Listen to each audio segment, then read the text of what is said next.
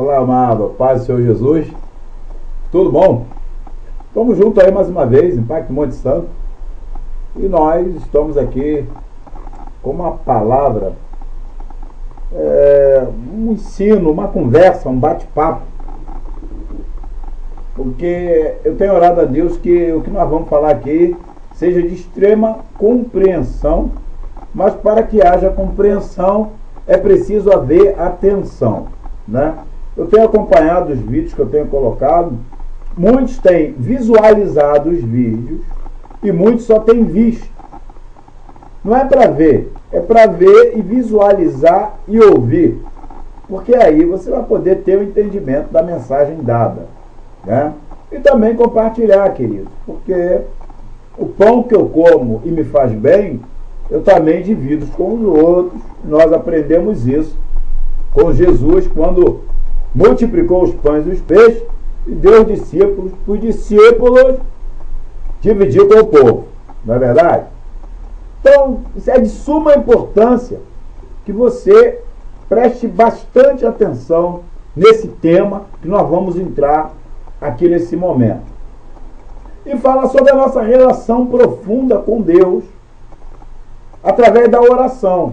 Nós temos ouvido muitas coisas a respeito de oração, batalha espiritual, ensinamentos de oração. Mas eu cheguei à conclusão que oração não é uma doutrina, mas é o estilo de vida daquele que é lavado e remido no sangue de nosso Senhor e Salvador Jesus Cristo. É o estilo de vida daquele que nasce de novo e vive uma vida em santificação diante de Deus, em Cristo Jesus, pelo sangue, pela ressurreição de nosso Senhor e Salvador Jesus Cristo. Nós temos acesso ao trono da graça de Deus. Então a gente fica só ouvindo muita coisa, faz assim, certo tipo de rituais de oração, e na verdade não é nada disso. Isso é um peso tremendo e não vai levar a nada. Aí você também vai entender porque muitas vezes as nossas orações não têm sido ouvidas. Aí, pasme, mas eu vou dizer a verdade. Muitas das nossas orações não têm sido ouvidas, nem sequer chegam ao trono da graça de Deus. É um erro pensar que pelo fato de que você é crente, você vai orar, só pelo fato de você ser crente, ser cristão, ter aceitado, né, a palavra do Evangelho e tendo crido nele, e agora você diz que é um cristão, está em Cristo, mas essa questão de achar que só pelo fato de você ter nascido de novo, Deus vai ouvir, sem mais nenhuma em situação, a tua oração, isso é um tremendo engano e é uma tremenda mentira daqueles que têm ensinado dessa forma. Porque oração é estilo de vida. E sendo estilo de vida, tem que estar agregado a nossa forma e maneira de viver, em primeiro lugar, diante de Deus. Porque se a minha vida, sendo eu nascido de novo, não estiver alinhada com a forma de vida que Deus estabeleceu para mim, mesmo eu sendo nascido de novo, mesmo eu estando na igreja, a minha oração não é ouvida pelo Senhor. Pastor, como é que você pode afirmar uma coisa dessa? Querido, eu também acreditava dessa forma. Mas meditando na palavra de Deus, nós vamos entrar justamente nessa questão. Eu comecei a descobrir que não é por aí. Tem muito ensino enganoso e o maior interesse de Satanás é que você não saiba dessa verdade. Porque o que mais Satanás teme é um homem e uma mulher que ora. É uma criança que ora, é um jovem que ora. Quer dizer, o que mais Satanás teme é a igreja que ora. Mas o grande detalhe é que essa igreja que ora tem que estar numa posição, querido, em que esse canal entre a igreja e Deus vai estar livre e desimpedido de qualquer situação que possa impedir as nossas orações. Pastor Celso, então quais são essas situações? Boa pergunta.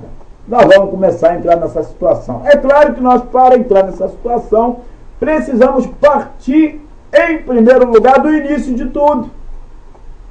Porque antes, como nós conhecemos a palavra de Deus, antes havia uma comunhão entre o homem e Deus, uma comunhão livre e aberta, lá no Jardim do Éden. Havia essa comunhão. Mas a partir do momento em que o homem começou a colocar tropeço nessa comunhão, a vida do homem começou a ficar de um lado e o trono da graça de Deus do outro lado. Lembre-se que o homem estava em um paraíso feito num jardim plantado pelo próprio Deus. Não foi o homem que plantou o jardim. Não foi o homem que fez o altar. E o homem não precisava colocar nenhum tipo de sacrifício no altar para chamar a atenção de Deus. Porque aquele jardim já era o altar.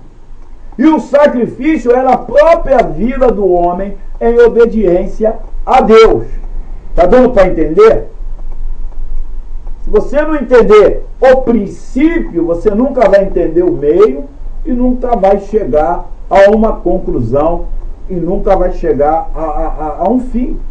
Então nós precisamos parar para pensar, meditar como tem sido a minha vida diante de Deus. Para que realmente, vou usar um termo aqui até tecnológico, né? Para que realmente os portais celestiais estejam abertos para mim ter entrada e saída. Amém? Porque os anjos do Senhor têm entrada e saída. Nós vamos chegar até lá nessa questão, mas primeiro a gente vai lá no Jardim do Éden. Né? Nós sabemos que Adão peca e Eva peca. Eu não quero entrar nessa questão, mas necessitamos saber entender, né, que eles estavam num jardim que quem fez foi Deus, e Deus fez o jardim para eles. Quer dizer, ali era um altar da presença de Deus. Deus vinha ali naquele jardim. Deus vinha, veja bem que Deus vinha. Repete aí comigo, Deus vinha. E Deus vem. Né? Eu tenho que entender isso. Acesso livre. O homem não precisava viver por fé no Jardim do Éden, querido. Porque ele já estava na presença de Deus. Né? A fé nos é dada para aquilo que nós não vemos, mas eles viam. Não havia pecado. Então o que eles impediam de ver a glória de Deus, de ver a presença de Deus em Cristo Jesus lá no Jardim do Éden? O que impedia eles de ver os anjos? Eu tenho que entender isso, porque estão falando de reino de Deus, estão falando de um paraíso, né, feito por Deus, onde havia graça, onde havia glória, onde havia presença dos anjos, né? Havia uma comunhão do visível com o invisível, certo? Não havia pecado. Então o que impedia o homem de desfrutar da glória do Senhor Deus? O que impediu o homem de ver as belezas celestiais ali dentro, aqui na terra mesmo, né? Os olhos do homem eram abertos para o mundo espiritual. Não era fechado. Havia livre acesso ao Pai. E havia livre acesso do Pai com Adão e Eva. Eu preciso entender isso, querido. Não havia nenhum impedimento. Né? Não havia de colocar sacrifício, se vestir de pano de saco, de cinza. Não havia de jejuar. Né?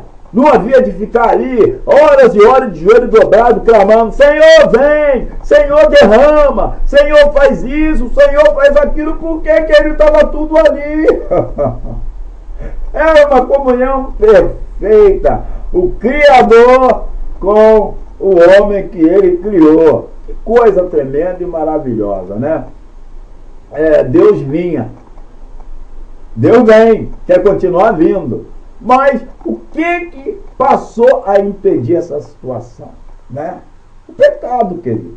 Isaías capítulo 59, né? No versículo 1 e 2, você vai abrir a sua Bíblia, guarda bem isso aí, que está dizendo o seguinte, né? Eis que a mão do Senhor, 59, 1 e 2, eis que a mão do Senhor não está encolhida para que não possa salvar, e nem os seus ouvidos fechados para não poder ouvir. Mas os vossos pecados e as vossas iniquidades fazem separação entre vós e o vosso Deus, para que ele não vos ouça. Atenção, guarda bem esse versículo aí, vamos voltar lá no Gênesis, certo? Então o homem estava ali desfrutando de tudo aquilo, visivelmente não havia visão do mal, não havia visão de guerra, de doença, nada disso, porque não havia a visão do mal. Era só o conhecimento do bem. Era só o conhecimento daquilo que Deus ensinava para Adão e Eva. Né? Mas ele declarou o quê? Olha, tem uma árvore aí, tem duas árvores, uma da vida e a outra do conhecimento do bem e do mal. Né? Então, deixa isso aí para lá, porque eu não quero revelar para vocês o que está aí. Né? Porque isso aí é um problema meu. Se eu tiver que revelar para vocês, eu vou falar. Né? Deuteronômio 29, 29 diz: as coisas reveladas são para nós. Né?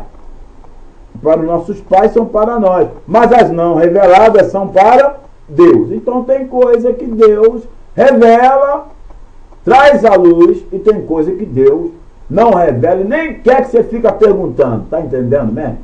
Né? É melhor deixar. Se ele quiser te revelar, ele vai te revelar. Se ele quiser trazer a luz, quer dizer, luz, conhecimento acerca da situação, ele vai trazer o conhecimento. Lá em Jeremias, no capítulo 33, diz: clama a mim, e responder-te-ei, e anunciar-te-ei coisas grandes e ocultas que tu não sabes. Bom, aí tem um paralelo. Ele está falando de clamar. Ele está falando de buscar. Então, quando ele está dizendo clama a mim, é porque ele está dizendo: vem que eu vou te revelar aquilo que você quer saber. Por isso, primeiro Deus diz: clama a mim, eu vou te revelar. Agora, se Deus não quiser revelar, ele vai ficar na dele e você vai ficar na sua. Esperando o momento em que ele vai dizer: clama, porque agora é o momento que eu vou te dizer aquilo que você quer saber. Porque, querido, há tempo para tudo. Às vezes a gente quer uma revelação de Deus e não é o tempo de receber aquela revelação. Tem gente aí que fica correndo atrás dos profetas das revelações. Cuidado com isso, meu amado. Isso aí tem trazido grave prejuízo a muita gente. Não é dessa maneira. A vida cristã com Deus é uma vida de decência e ordem. Né? Deus está nos céus, assentado no seu trono, ele tem o controle de tudo e de todas as coisas, e portanto Deus não vai falar para mim e para você fora de hora e fora de época, porque tudo tem um tempo. Há o tempo de crescimento, há o tempo de maturidade para poder entender certas coisas, né? Então não seja você tomando leite ainda, vai querer comer uma grandiosa feijoada, porque senão vai te fazer mal, e isso tem acontecido com muitos. E aí é onde o diabo entra com engano, com mentira, falso profeta, e isso tem acontecido. Mas vamos lá, porque se eu não for aqui, você me conhece, eu não sei dar estudo, eu sei, é isso, eu começo a falar e eu começo a pregar, mas vamos lá, que isso aqui é bem interessante. Então nós vamos ver o seguinte: quando o homem desobedece a Deus por querer saber de algo que Deus havia dito para não querer saber, que era acerca da árvore do conhecimento do bem e do mal. O comer, né? O comer está significando o quê? O saber. O ter conhecimento. Comer, a palavra de Deus a gente tem que se alimentar. Ela é um alimento, né? Então tem coisa que é alimento que nos vai fazer bem, vai nos dar vida, mas tem alimento que vai trazer morte, conhecimento que vai trazer morte, tem conhecimento que vai trazer vida. Cuidado aí, os fofoqueiros, né? Que às vezes quer saber de... Eu não sei ficar calado, gente. Mas vem que quer saber de alguma coisa, ficar fazendo fofoca com a vida dos outros, vai trazer morte para a tua vida e para a vida dos outros, né? Então fica na tua, é bem melhor, né? É bom não querer saber de muitas coisas, não. É bom querer saber do que Deus quer que nós venhamos a saber, que é a palavra de vida, né? A palavra que alimenta. Ele diz, a palavra que eu vos falo são espíritos, são vida. Então deixa de ser quente, fofoqueiro, né? Eu quero saber daquilo que não é para você, meu. Às vezes Deus quer mostrar as coisas para outro, não é para tu, tu ficar fuçando, né? Com mexerico, querendo saber de tudo. Não é por aí não. Ai, Jesus, misericórdia da minha alma. Então vamos lá. Então, querido, Adão vai lá com Eva, vai querer saber, enganado por Satanás, né? Porque Satanás também, lá no céu, ele quis saber daquilo que não era para saber. Deus já havia dado a ele todo o conhecimento. Aliás, todo o conhecimento não, porque o conhecimento de Deus é infinito. Mas Deus já havia dado a ele um certo conhecimento da luz, porque ele era anjo de luz, anjo da verdade, anjo do conhecimento. E ele transmitia todo esse conhecimento para os outros anjos. Mas uma certa área lá do reino, né, Deus mostrou aquele lugar lá oculto, né, e Deus disse, ó, até aqui, daqui para cá eu não vou te falar nada, né, porque aqui está restrito a mim. Isso aqui eu não vou falar para você. Mas eu acredito que ali nesse momento Deus estava provando Satanás, porque Deus faz as suas obras, mas prova também. Embora Deus já sabia, né, que ele ia cair, mas Deus é amor, querido. Deus não quer que você caia. E você acha que Deus queria que Lúcifer caísse? Você acha que Deus queria que os anjos, né, caíssem? Não. Porque Deus é amor, querido. Deus não queria que eles caíssem, mas Deus tinha que provar. Né? É o amor de Deus, porque Deus não fez ninguém para ser dominado por força nem por violência, mas é pelo seu espírito, é pelo seu amor. Por isso Deus não quer que você caia. Então envia a mim esse bocudo aqui para estar falando para você não cair. Se você ouvir, você vai comer o melhor da terra, senão vai ser devorado da espada, porque tu acha que Deus quer isso? Tu acha que Deus quer que o homem caia? Tu acha que Deus queria que Lúcifer pecasse? Ele se entristeceu o coração de Deus, né? Ver a sua criação ali, que ele deu tanto amor, tanto carinho, agora rebelada. Porque ele queria saber do que estava lá atrás, lá naquele lugar oculto, onde havia treva, ali não havia luz. Aí, mas Deus, o que é isso aqui? O que tem aqui? Deus falou, não, isso aí, deixa para lá, fica naquilo que eu tenho mostrado para você, fica naquilo que eu tenho te ensinado, né? E à medida em que eu quiser, eu vou te ensinando mais e mais. Mas por agora, isso aí deixa para lá. Vê bem, né? Mas ele, como começou a se ensoberbecer, ele andava no meio daquelas pedras afogueadas lá, ele se via o seu reflexo naquelas pedras, ele começou a se achar. Os anjos, estava tudo à volta dele, porque é ele que ia nas regiões dos céus transmitir todo o conhecimento de luz. Por isso que ele era anjo de luz, anjo da verdade, anjo da sabedoria, tinha sabedoria, conhecimento para transmitir, né? Lá no capítulo 14 de Isaías fala sobre isso. Lá no livro de Ezequiel, lá no capítulo 28 fala que tu eras querubim ungido, né? Cheio de sabedoria, cheio de graça, andava no meio das pedras fogueadas, então tinha tudo, mas queria saber daquilo que lhe era vedado, né? Coçou, né? Não, tem que saber. Curioso, né? Ó, cai do cavalo, né? Então ele começa a engendrar o seu plano de querer saber, e aí começou a arrastar os anjos com ele para querer saber, e fizeram aquela reunião lá no céu, reuniram os anjos, chamava um anjo, chamava outro, houve uma divisão terrível lá no céu, né? Houve uma divisão que vocês não possam nem imaginar. Você já parou para pensar como Deus ficou assentado naquele trono triste, vendo aquele anjo, né, aquele querubim que ele criou com tanto amor, com tanto carinho, deu tudo para ele, e agora a soberba começou a entrar naquele coração, e ele começa a se rebelar, e não só isso, e começa a levar um monte com ele. Porque havia uma lei que Deus havia estabelecido. Até aqui, daqui para lá você não passa, isso aqui está restrito a mim, e eu não posso te entregar isso aqui. Só que a Lúcifer não sabia que aquilo era uma prova, né? Muitas vezes a gente está provado, mas não tem nem ideia daquilo que a gente está sendo provado. E ele vai, peca, né?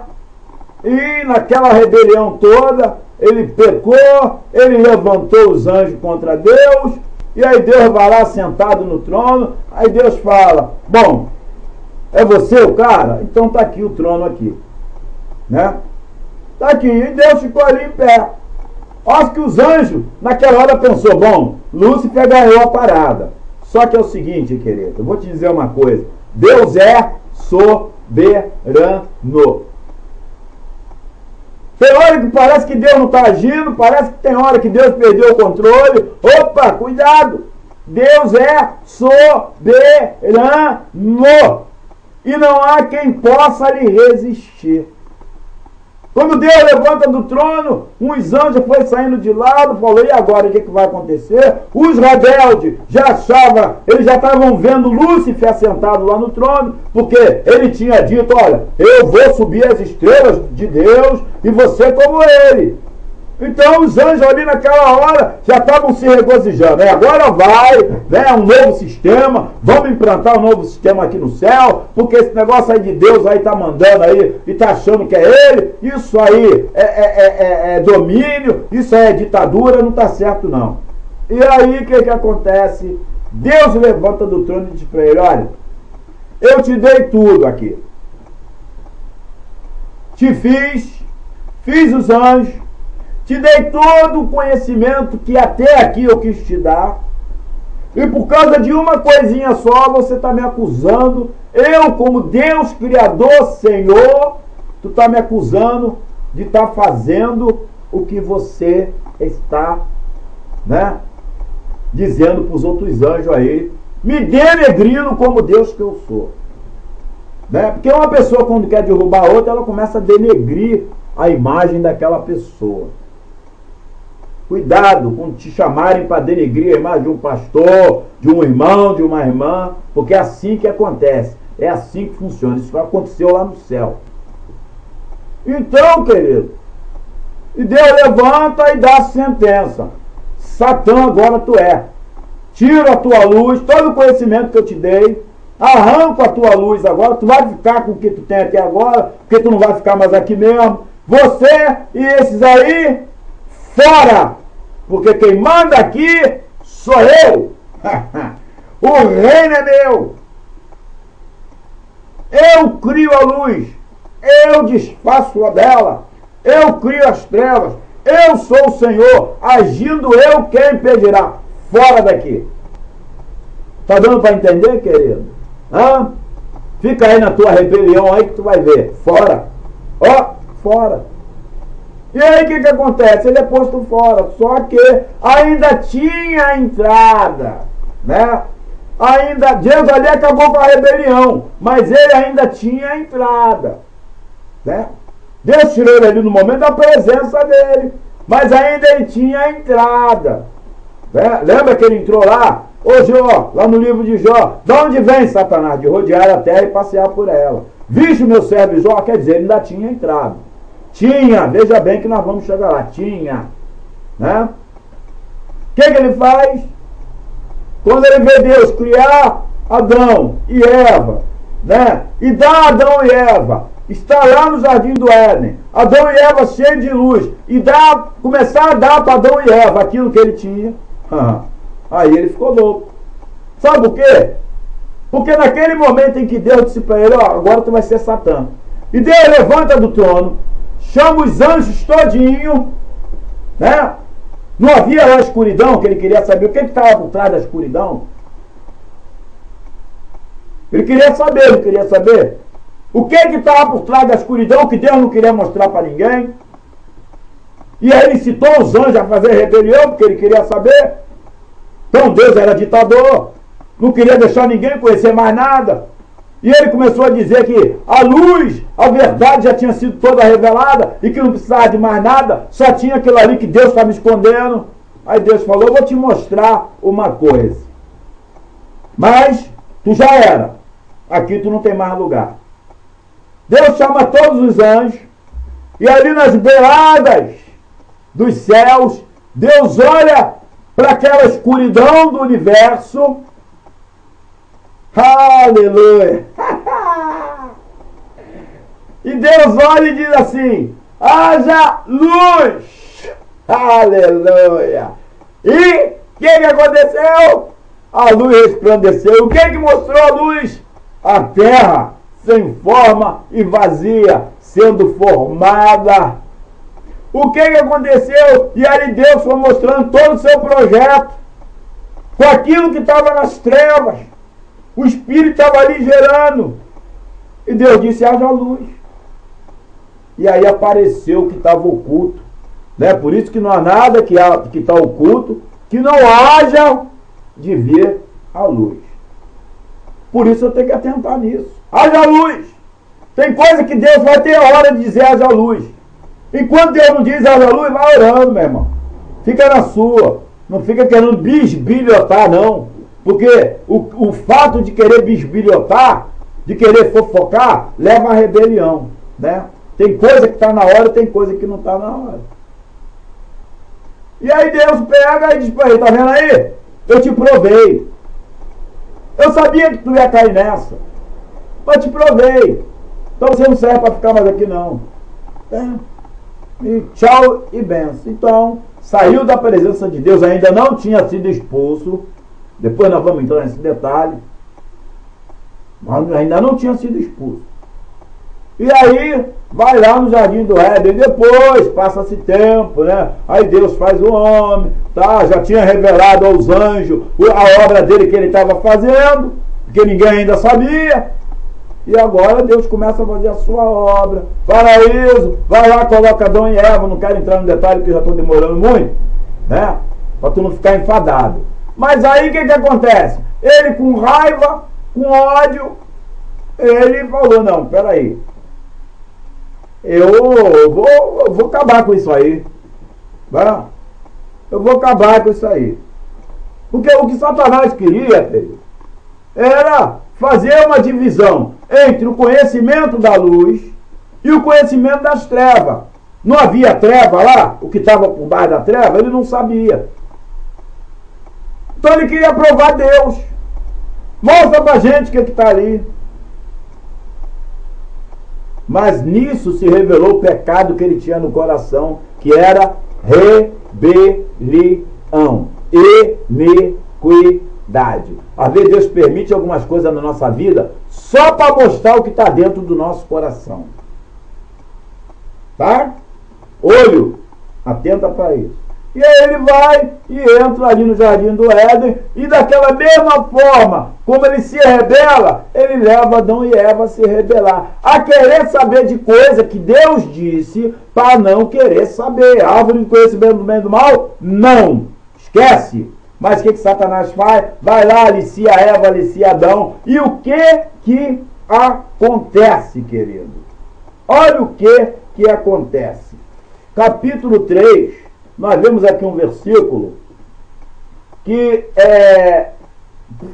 me falou muito. Eu estive meditando muito nesse versículo do capítulo 3, no versículo 23. Depois que Deus fala com Adão e Eva, tudo que tinha que falar, tem uma palavra. E Deus, pois, lançou fora do jardim do Éden o homem para lavar a terra de que fora tomado. E havendo lançado fora o homem, pôs querubins ao oriente do jardim do Éden e uma espada inflamada que andava ao redor para guardar o caminho da árvore da vida. Significa, veja bem, Deus lançou fora. O homem não podia mais continuar naquele jardim. Lançou fora. E quando lançou fora, aquele mundo espiritual, que Adão tinha uma plena comunhão, era cheio de glória, agora já não seria mais como antes. Porque agora a porta do paraíso foi fechada, querido. A porta do reino foi fechada. As delícias das bênçãos do homem foi perdida. Agora o homem teria que trabalhar com a sua própria força. Agora o homem teria que fazer força. Porque antes, quem fazia tudo era o Senhor. Isaías 64, versículo 4, depois você lê, né? Desde a antiguidade nunca se viu e nem se ouviu falar de um Deus que trabalha para aquele que nele espera. Adão não soube esperar. Será que não é o que está acontecendo com a tua vida hoje? Por não saber esperar, só quebra a cara, né? Vamos parar por aqui. A segunda parte vem aí. Tamo junto. Aleluia.